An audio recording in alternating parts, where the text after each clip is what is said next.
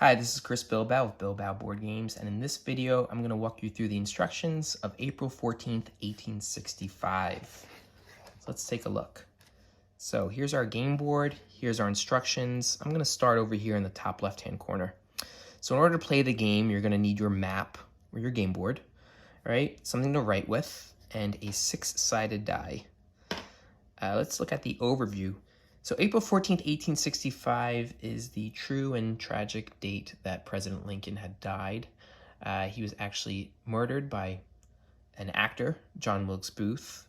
This was shortly after the U.S. Civil War had ended. President Lincoln and the Army of the Potomac had successfully defeated the Army of Northern Virginia, also known as the Confederates. Booth was a supporter of the Confederate Army, and in retaliation for losing, plotted, along with several others, to murder several high-ranking government officials, and unfortunately they did succeed in murdering President Lincoln. But in this game, we're going to try to stop that. We are actually going undercover, trying to infiltrate his gang, and preventing him from doing that, which is the object of the game. If we talk about the gameplay for a moment, there's two ways that we can try to find Booth. The first way is by gaining inside access. In order to do that, there's a series of steps to, make contact with his gang, perform some missions to gain their trust, and then finally rendezvous with him so we can stop him. However, if at any point during those steps our cover is blown, it's going to be a little bit more of a challenge, but we're going to have to find him on our own. And that concludes this section of the instructions.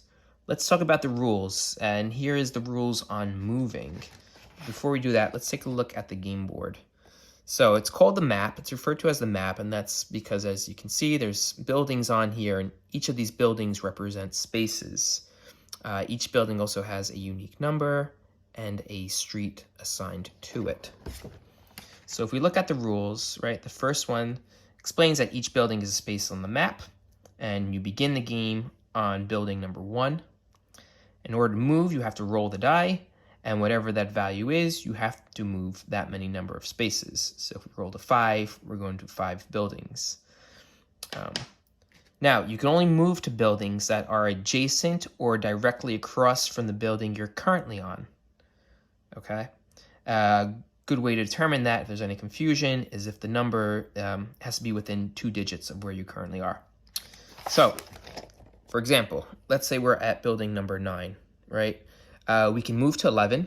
We can move to 7. They're next to us. They're within 2 digits. We can also go across the street from 9 to 8.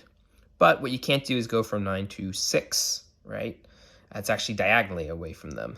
And you can tell that because it's 9 minus 6 is 3. We have to stay within 2. Likewise, you can kind of see 9 and 13 are a little bit touching. But because of that 2-digit reference, right, we know that you can't move there. At least, not without going to 11 first. If we continue looking at the rules, it explains that you cannot land on the same building or visit the same building more than once in the same turn, right? So if we go from 9 to 11 to 13, we can't go back to 11, okay? During that turn, you can only go to each space once, okay? There's no backtracking in any sort of way.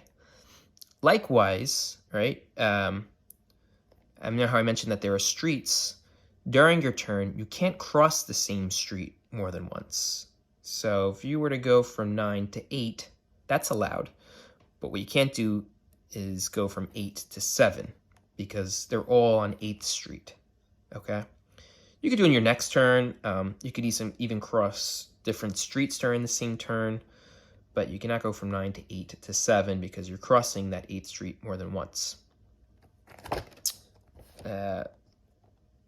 Let's see, I believe now the last part of moving explains that when you end your turn, you have to make a slash on that building, okay? This is important, and that's because you want to track when you've landed or ended your turn on the same building more than once, especially an even amount of times, particularly the even amount of times too, because when that happens, what you should see is something like an X or something, right? Maybe a T or a cross. That means that you've incurred an impediment. You've drawn too much attention, and now there's going to be a penalty for that. And that penalty section, the impediment section, is right here in the instructions. It's also right here on the game board itself. There is some redundancy, and that's because once you get familiar with the instructions, you won't need them at all. And some of the little smaller nuances are going to be listed right on your map or your game board. Okay, so let's talk about impediments. So like I said, if you've ended your turn on the building an even amount of times, you're going to see that. And what happens next is you have to roll the die to figure out what kind of impediment it is.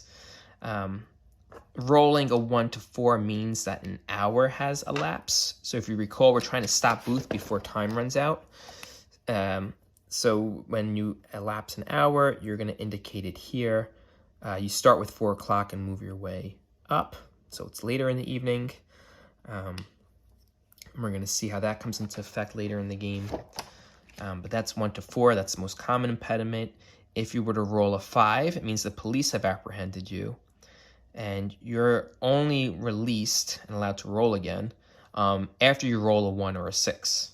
Okay? You're going to have to keep rolling. And if you get, like I said, the 1 or a 6, you're allowed to start moving again. If you don't get a 1 or a 6, it means another hour has elapsed. Okay? So you're going to have to keep rolling, right? And either incurring more time or, finally getting that 1 or 6 so you can start moving again. And then finally, if you roll a 6 for your impediment, it means the conspirators are getting a little wary of you, a little suspicious, and you essentially get 2 strikes with them. After that, your cover is blown, and you can see, you can track that here, the 1 and the 2. Once your cover is blown, right, that means it triggers that cover blown stage. We talked about it in the gameplay. We'll talk about it a little bit more. But that just means that you're going to have maybe probably more of a challenge finding Booth. But that wraps up the impediments under the game events section. Let's talk about some good events that can happen. Here you can steal an item, right? It talks about it in this section here, steal an item. It's also located here on the map if you want to look.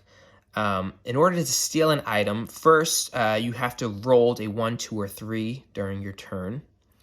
And you have had to end your turn on one of these buildings that you can steal from. They're listed here. It's buildings 3, 14, 15, or 20. There's also a little hand icon.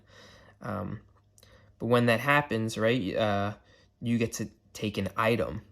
So let's just, again, show you for an example. If I was on 9 and I'd rolled a 3, I can go 1, 2, 3, and on building 15. And because of that, I get to take an item. The item depends on what you rolled that turn. So in that example, because I rolled a 3, I get a pocket watch. But again, if you had rolled a 1 or a 2, you get different items. And if you had rolled a 4 through 6, you're not allowed to steal any items. Again, it has to be kind of a unique situation. But let's talk about the items. So item number 1 that you get to steal is a lockpick. This helps you escape from a police apprehension. If you remember, we covered that during the impediment section when you rolled a 5.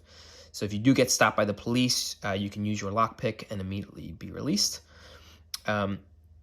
If you were to roll a number 2, you get an alley key. And this is pretty cool. This has to talk about, this deals with moving across the map. What an alley key does is allows you to access this alleyway on the map. And it connects several buildings together. It lists them all here. But what it does, too, is just allows you to jump from one building to the other immediately. So if you were at, say, building 13, you can go across the map to 23, right, by using that alley key. And the third item you can take is a pocket watch, and this allows you to ignore the elapsed hour impediment. So when you get an item, right, you're only allowed to use it once, and you're only allowed to steal from a building once. So what I would suggest doing is if you were to have landed on that building and stole something, to just kind of indicate that with what the item is, and then once you decide to use that item, just simply erase it, but enough that you know that you can't take from there again. And you can use the items whenever you want. There's another helpful event that can happen, and that's canvassing streets, which allows you to have a free reroll of the die.